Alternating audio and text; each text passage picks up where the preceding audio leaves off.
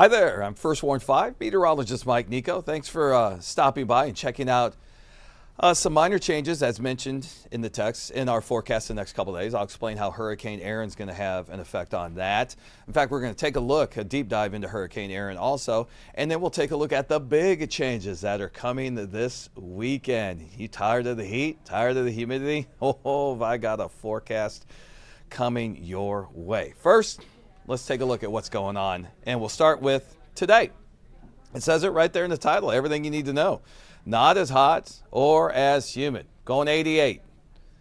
Here's the key. It's only going to feel like 92 to 97, so the humidity is actually decreasing just a little bit as we head throughout the day, and that 88 will be 5 degrees cooler than yesterday, and all has to do with the wind direction. We've got that wind out of the east-northeast at about 5 to 10 miles per hour. And so this next graphic is going to kind of illustrate what it's doing for everywhere else except for KCI right now. But KCI will eventually be overwhelmed by those east-northeast winds and also see a drop in temperature. So we're 88 right now, feels like 93. I think that's about as warm as it's going to get.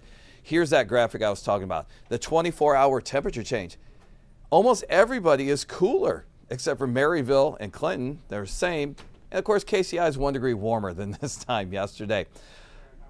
But check out like places like Richmond, 6 degrees cooler. So those northeasterly winds are tapping into an air mass that's not nearly as hot, and it's not nearly as humid. In fact, if you look at the temperatures right now, just about everybody's in the mid 80s. And our 88 is one of the warmer temperatures here at KCI, and that doesn't happen very often. So I think we have maybe plateaued for about as warm as it's going to get today. In fact, here's a look at your next 5 hours, and we'll be right around 87, 88 degrees with sunshine. Remember, sunglasses, you'll grab them, you'll need them. Sunscreen, still need it this time of the year. Even though we're losing sunshine, still, sunshine's very strong this time of the year. Burn time's about 20, 25 minutes. All right, so you see the 20%. I'm sure that caught your eye for 5 o'clock and at 6 o'clock. That's mainly north central and central Missouri. The likelihood of any type of shower getting into Kansas City today is not zero, but it's pretty darn close. Air quality with this new air mass slowly oozing in, it's moderate, which means it's pretty much healthy for just about all of us. Now, you're heading out this evening going to the Royals game. You can also use this for your evening forecast. 87 down to about 84. So that's seasonally warm and seasonally sticky. Nothing out of the ordinary, and definitely feels better than what we've dealt with the last couple of days, which was our hottest and longest heat wave of the season. Seeing that repeat once again, likely not going to happen, and I'll explain why when we take a look at the humidity index and the way it tanks the next couple of days. So let's go back and take a look at future radar, and you can see nothing until we get to 4 or 5 o'clock. You see how widely scattered, isolated these are. They're almost like little freckles, little dots on the map right there, and they just don't pulse up to very strong levels. They will not reach severe. Maybe 40-mile-per-hour winds, 50, maybe some brief heavy rain, and that is it out of those storms. Look at that, by 10 o'clock, they're gone, out of here. So let's focus in on Erin for a second before I get into the deeper parts of our forecast, and let me get my face out of the way. I do not want to be the face of Erin by any stretch of the imagination. Now, we've got a couple of things here on this broad view that I want to talk to you about. First is that cold front. That's what saves the East Coast from a hit by Erin. It also is what's bringing us the little bit milder weather. So let's dive on down there and take a look at what's going on with Erin, because there was some restructuring. Now, how did I pop up again? Get out of there. There was some restructuring this morning. It dropped down to 100. It's back up to 110. And the latest forecast is for a major Cat 3 hurricane by tomorrow morning. So we want that cold front on the East Coast. Yeah, you know I'm going to say it. We need that cold front on the East Coast to save it from what is a very large storm. Let's take a look at just how large this storm is. When you look at the wind field and the heights, 40 to 50 foot heights, waves within this storm that are heading towards the East Coast. Will they be that big when they get there? No, but they'll still be larger than average, and they'll be on top of a swell that's already going to be around 4 feet. So you put a swell at 4 feet, and then you put some 15 to 20 foot waves on top of it.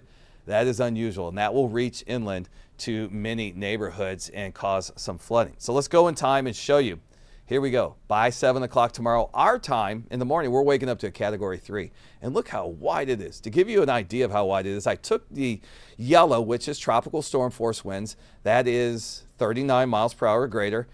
And let's superimpose it over on the Carolinas, on the Virginians, on eastern Kentucky, southeastern Ohio, eastern Tennessee, northeastern Georgia. That's how big the wind field is, 485 miles across. That's actually smaller. If you were watching us last night during the weather show from 6:30 to 7, it was up near almost 700 miles. Why is it shrinking? Because it's spinning faster. Think of it like an ice skater. We all meteorologists use this analogy. When an ice skater wants to spin faster, it brings his arms in closer to its body. It's called conservation of angular momentum. You're bringing all of the mass into a more localized center where it's easier to spin and takes less energy than if you had the mass out, or the ice skater who unfurls their arms, sticks them out as far as they can to slow down the spinning. And that's exactly what we're seeing, the opposite of that. And then you take those 58 mile per hour winds. That's what you need for a severe thunderstorm. Look how big that is. And that's even smaller than it was yesterday, but it still covers most of the Carolinas.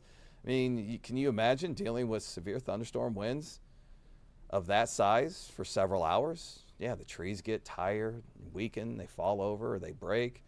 And then that's why you see so much damage. And then the rain on top of that causes the ground to saturate, and then the trees lose their footing. So thankfully, we're not going to see any of that the way the track goes now. It's going to be a 3. And then it's going to start heading off to the northeast and move away from the United States. So that's a look at Erin. Let's look at our morning lows. See the subtle changes?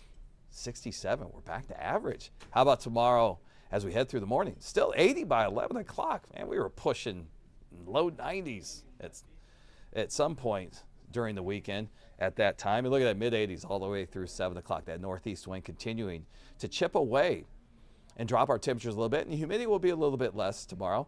86, so there you go. That's actually below average. Here's the humidity tracker I was talking about earlier. Remember over the weekend? Oh man, that was tough. That was really tough to be outside, no doubt about it. Now watch this. Wow, almost bottoming in the scale several times. It pegs it dry. That is starting the transition Saturday.